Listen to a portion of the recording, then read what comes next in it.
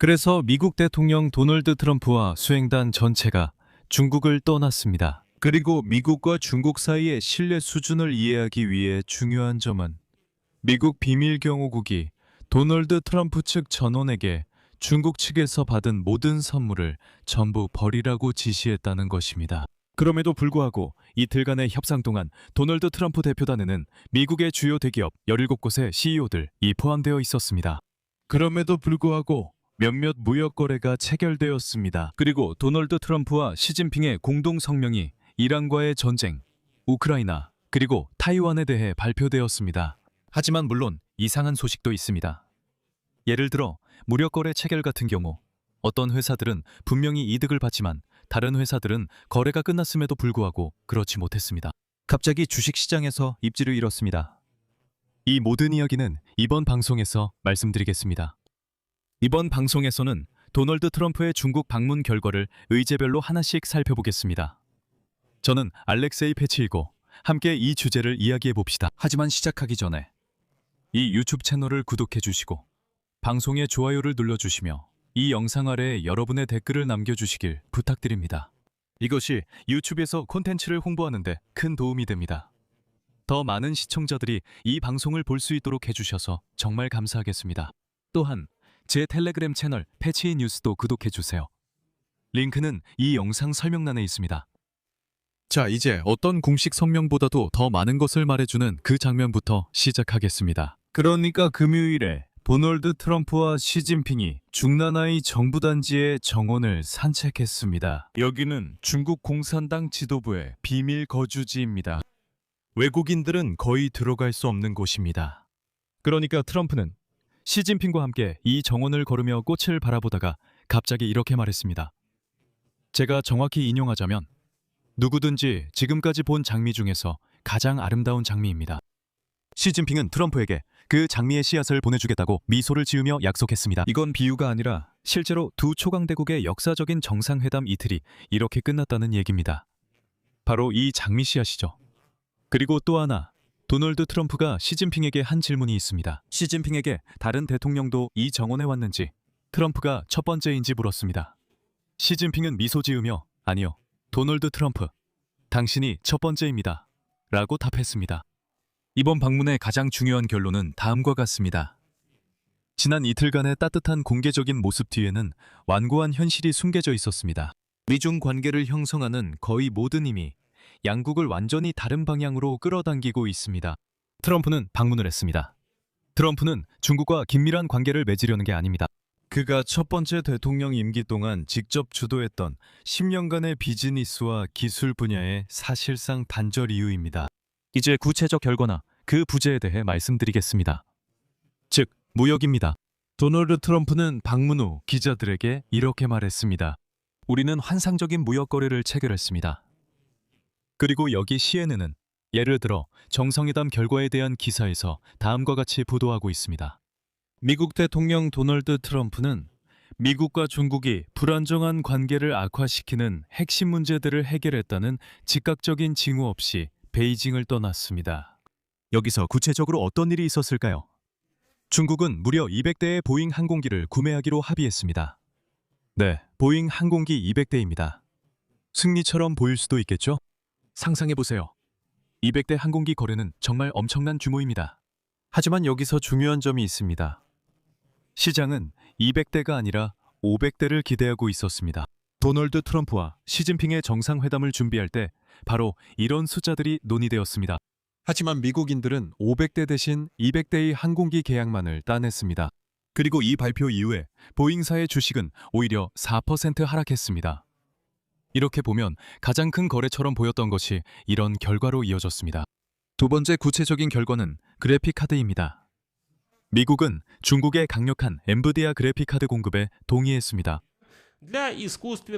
이것은 수년간 지속되어 온 중국에 대한 반도체 수출 제한에 대한 직접적인 대응이었습니다. 젠승항, 엔비디아의 CEO는 우연히 트럼프와 함께 대표단에 포함된 것이 아닙니다. 이것은 그의 개인적인 승리이며 구체적이고 측정 가능한 성과입니다. 하지만 동시에 미국 무역대표 제이미스 앵그리어는 단지 인용하자면 미국이 중국의 구매 증가를 기대한다고만 말했습니다.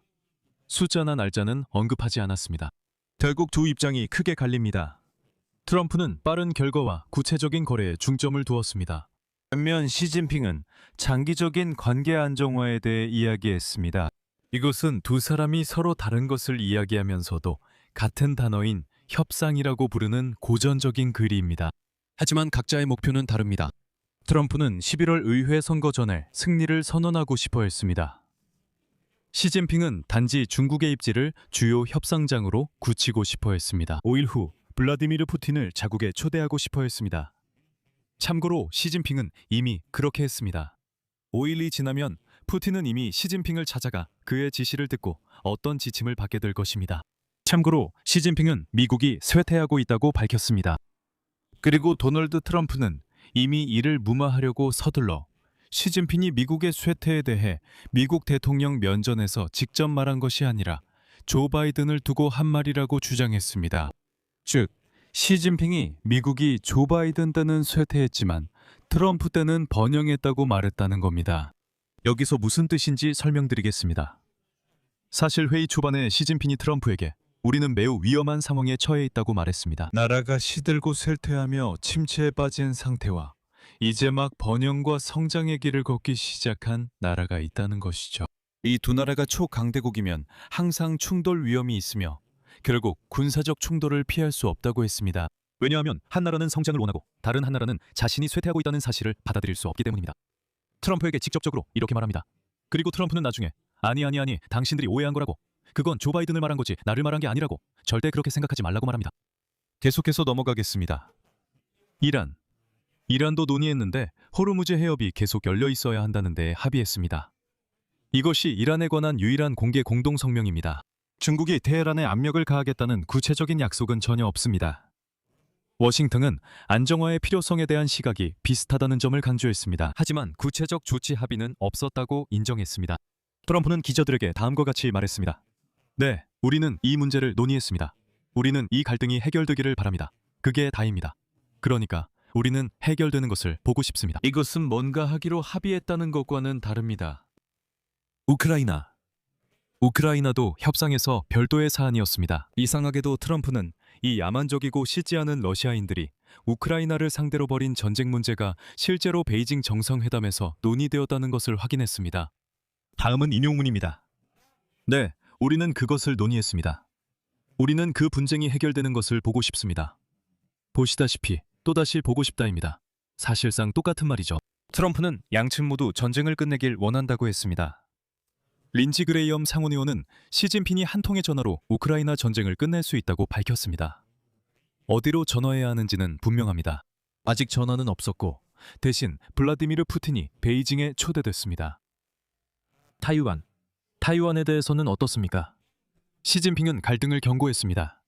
우리는 이것을 어제 다뤘습니다. 아주 간단히 말하면 그는 트럼프에게 직접 얼굴을 마주하고 만약 당신들이 타이완 문제에 대해 우리가 보기엔 잘못된 입장을 취한다면 우리는 분명히 당신들과 갈등에 부딪힐 것이고 심지어는 공개적인 전쟁까지도 갈 수 있다고 말했습니다. 그래서 타이완에 대해 무언가를 말하기 전에 중국과의 전쟁이 정말 필요한지 먼저 생각해 보시기 바랍니다.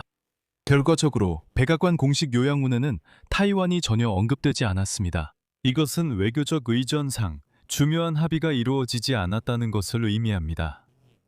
미국 측은 새로운 약속은 없다고 강조했습니다. 시진핑이 말하고 트럼프가 들었지만 타이완 문제는 그대로였습니다. 사실상 아무것도 변하지 않았지만 그럼에도 불구하고 시진핑은 이런 발언들의 수사적 허용 가능성을 타진하고 있었습니다.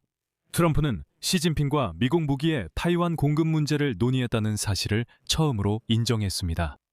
히토류, 금속, 히토류 원소에 대한 주제도 거론되었지만 백악관에 따르면 인용하자면 양측은 합의 연장에 대해 발표하지 않았습니다. 어떤 합의입니까?